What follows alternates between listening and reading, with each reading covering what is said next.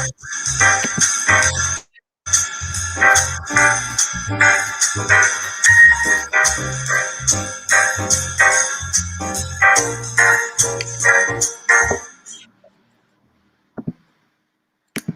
afternoon, everybody, and welcome to our third episode of EDspresso Café.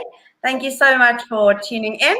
My name is Lindsay Wesner, and with me this afternoon, I have the lovely Leigh Walker, who is absolutely just a phenomenal educator, and I'm so excited that you guys get to hear and learn from Leigh's experience of doing project-based learning, which we'll now refer to as PBL, with your Littlies. So I'm intrigued as to how you even got started with PBL.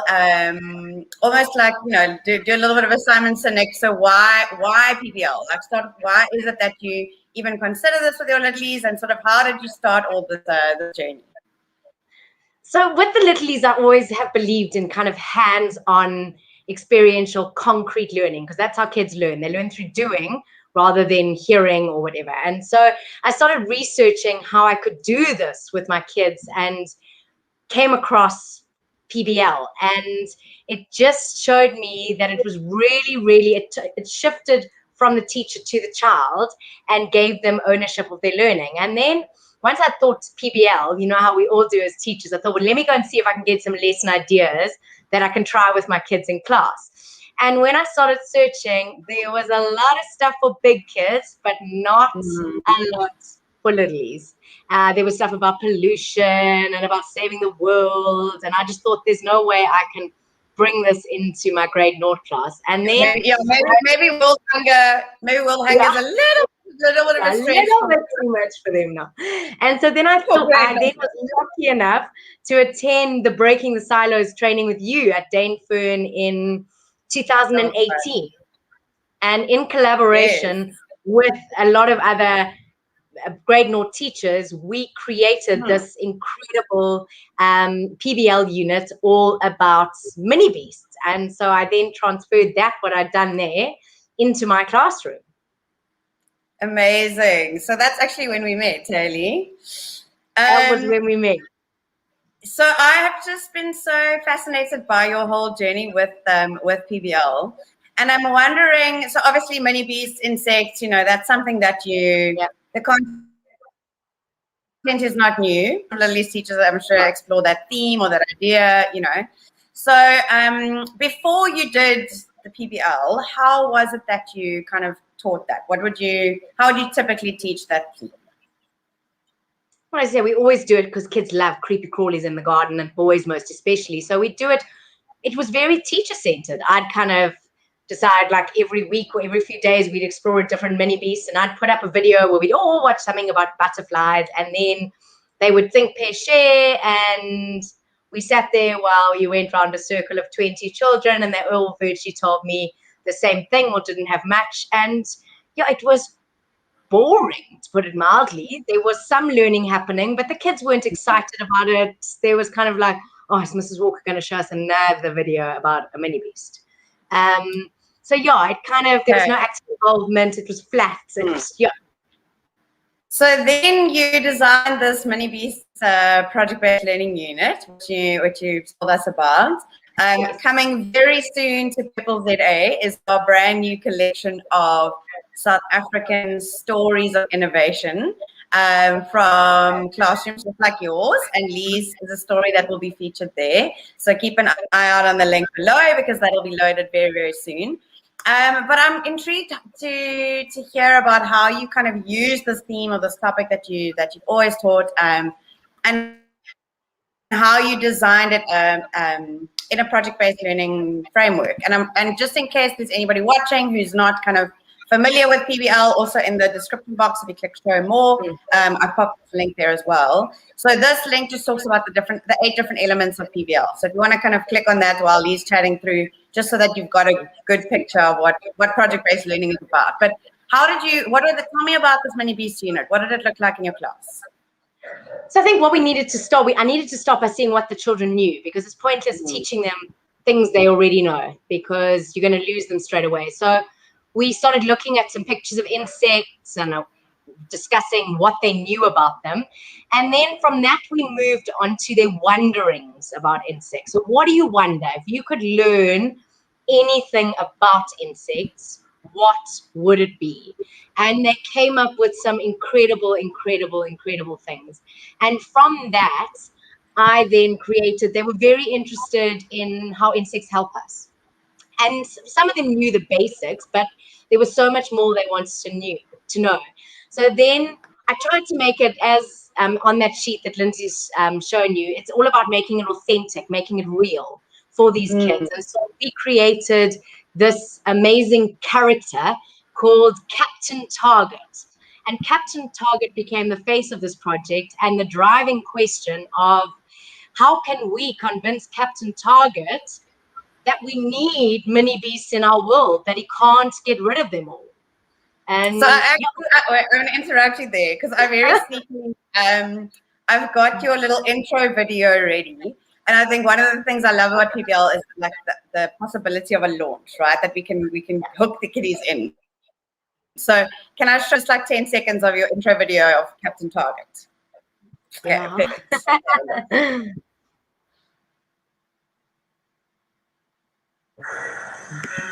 Are we doomed? My name is Captain Target, and I am on a mission. I have only one mission in my life, just one. It's my life passion. Do you want to know what it is? I want to rid the world of all insects. Yes, you heard me. No more insects. Those pesky, crawling, flying, buzzing, wriggling, squirming, irritating creatures that are everywhere.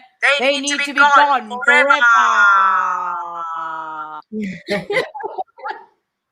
I love it. That things we do as primary school teachers. Right? But your boys must have loved it too. And like completely, they were completely hooked. They was like, we can't. Captain Target can't get rid of insects. We're gonna, and that just the excitement was already there without me having to do much. I mean, I used Chatterpix to make that, and it just brought a character to life. I think if I do it again, I'm going to try and convince someone to dress up as Captain Target and come into the classroom like a real Captain Target. So yeah, it's that authenticity. It's that like really great like driving question, hooking them in. So once they were hooked in on this mission, obviously like it's quite a big question to be able to answer well. So how did you kind of scaffold the learning activities for your boys? What were some of the things that you had them do on this quest to answer the question? Yeah, so they needed to explore. They needed to learn more about helpful insects in order to be able to retaliate to Captain Target. So within the classroom, we're lucky enough to have iPads in our classrooms. So I set up QR codes. I created choice boards. I made a little app on Glide Apps, and that the kids were then able to independently or in pairs. We did try and get them to work with a friend just because at least you get the level of engagement. And they then went around and they explored all these videos and things that we created. And then it wasn't just that. We didn't just want them to listen because, as we know, children today will sit in front of a screen and very inactively listen. And so we needed to make sure they were actively learning. So then there was that explain. So they either had to draw a picture to show their understanding. They could use the Chatterpix app to take a picture of an insect in our classroom and then use that to say, I am so helpful because. And so we made sure that they were sharing all this knowledge that they'd learned through the videos with us, and we were then able to gauge if they were being successful or whether we needed to inject more into them to ensure that they were prepared for the next stage of the project. It's just phenomenal. I'm just listening to you talking and I'm hearing all of these things that these kiddos are doing and just marveling at the skills that they're developing, right? So in each of the, there's language skills, there's computational thinking skills, there's, maths, there's life skills, there's literacy, numeracy, the whole lot. Like they're all being developed, but it's not in a, the traditional kind of like, okay, today we are going to learn how to make a sentence. But now, as I'm having my mini beast talk, I'm actually learning about sentence structure and I'm actually learning about communication. I just love how you assessing so much along the way, because instead of sitting and doing a listening activity where you get them to color certain things, we could see if their listening skills, if they were able to follow instructions. So it was just all there. Amazing. And I think that's a lot of people say, we have to do PBL and then we have to do assessment. But I think what you did so beautifully was to kind of embed the assessments throughout, right? So checking for understanding, like touching base and making sure that they were, developing the skills and gaining the content, that you wanted them to gather, right? So then after you did a whole bunch of activities. So then where did the learning go from there? How did it kind of start to come together in this answer? So now we needed to create this most helpful insect. So we suddenly thought that all these insects were kind of helpful, but actually if we could put a few together, we could create the most helpful insect in the world, that would be sure. So the boys were put into pairs, they had to work in pairs, and they started then designing an insect. And we had them joining spiders and ladybirds and bees, and they named them. And once they'd planned their design, they then had to present it to the class because we needed an authentic audience. I wanted them to get feedback from each other and actually really engage in, was the insect they created the most helpful? And prior to when they presented this, we'd looked at Austin's butterfly. And okay. So maybe those who are watching have not seen or heard of Austin's butterfly. I'm popping the link down here. So go and take a look. What Leigh is saying will make a whole lot more sense once you've seen the video, but it's just an incredible one about ways to do peer feedback and reflection and evaluation. So I'm keen to hear how you use it with your boys. Yeah, so we kind of watched it, and it was initially hard because kids don't like getting criticism. They're scared to feedback to their friends. And actually what we did is, after watching Austin's butterfly, it's done in such a beautiful way where this group of kids sit and critique a piece of work, that we then, when we presented our plan, so we did it with some drawings that they'd done. So we practiced it before we started doing it on their minibeast. And then I modeled the language. So I think that is really good, but what if? And so it was a lot of modeling language. And then when they presented their final minibeast project, they got so much feedback from their friends, and they'd be like, oh yeah, you put a spider. Oh, that's so clever, because spiders can, and then you could see them all quickly trying to add a spider onto theirs. So they were just learning from each other the whole time, and also realizing that their first draft isn't always right, and by working together we can make something even better. And it was so powerful. I think maybe us teachers could take a little leaf out of that book. We definitely can. Yeah, because I think we so often we just do things on our own, and we don't share, and we don't take great ideas from people's book and make them our own, which I think we should. No. But that's another story.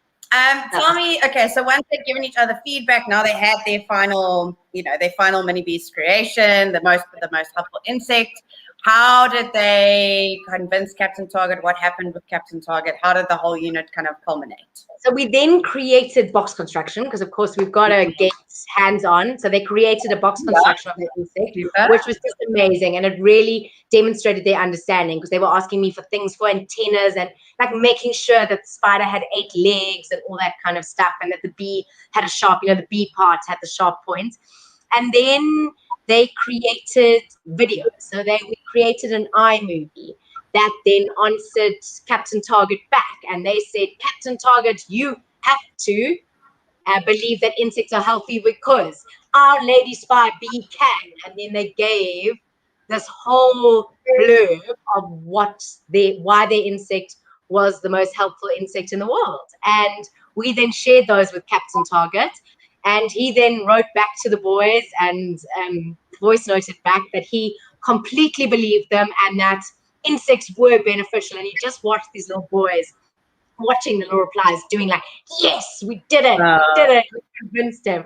Like they were caught up in it. And so that's what made the learning so powerful. Phenomenal. So, we called this episode PBL for Littlies a latte work.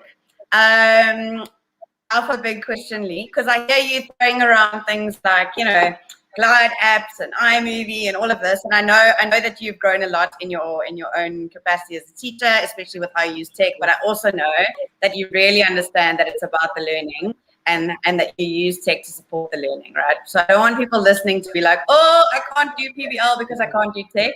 That's not the case. No. But is it a lot of work? It is a lot of work initially. Like when you're planning a unit, you are having to, like, it takes a while to get it all together. And every time I've done this unit 3 times now, I change things and I adapt things, and things work and things don't. But you need to start small. Start by teaching your children in your classroom to be independent learners, because without being independent, they can't do PBL because they can't go off on their own. So you need to start by doing that. You just need to be brave, because you will see the power when you take the focus off you in the classroom and put the focus on those kiddies being responsible for their own learning. There is so much power in it. And it's fun. Like, it's just a buzz of activity. So much fun. And yeah, like for me, I just love it when classrooms are fun. That's for me a massive win. And actually, we are starting a webinar series on Thursday called Lessons That Spark Joy, with some super cool ideas. Actually, a couple of which Leigh even used in her PBL for how you can spark joy with your kiddos. And I know, Leigh, you've become a little bit of a PD addict, maybe. I have. I'm terrible. I spend most of my salary on Lindsay's PDs. But they're amazing, and it's important to equip ourselves with the skills to be able to do this and to learn from each other, to collaborate. And I think that's what Lindsay's doing with Purple ZA, is trying to get people to work together and learn from each other and share what they're doing, because we can't teach in isolation. And I mean, I even think my unit that you can take insects, say you're not doing insects, you're doing dinosaurs. Can you create the most destructive dinosaur? You think how much learning the kids will have to do to find out about dinosaurs before they can do that. So you can follow a similar structure, but you can adapt it to any theme or idea. Absolutely. So we don't all have to do all of the work. That's the key thing for me. No.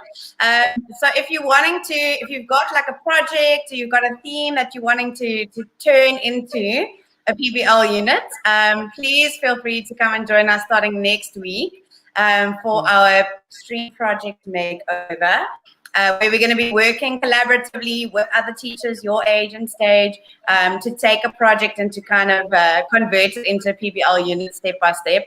So that's going to be a lot of fun. And I think, Leigh, you're so right. Like, us teachers don't collaborate enough, right? And I always say, if education is a competition, then no one is winning and the children are losing.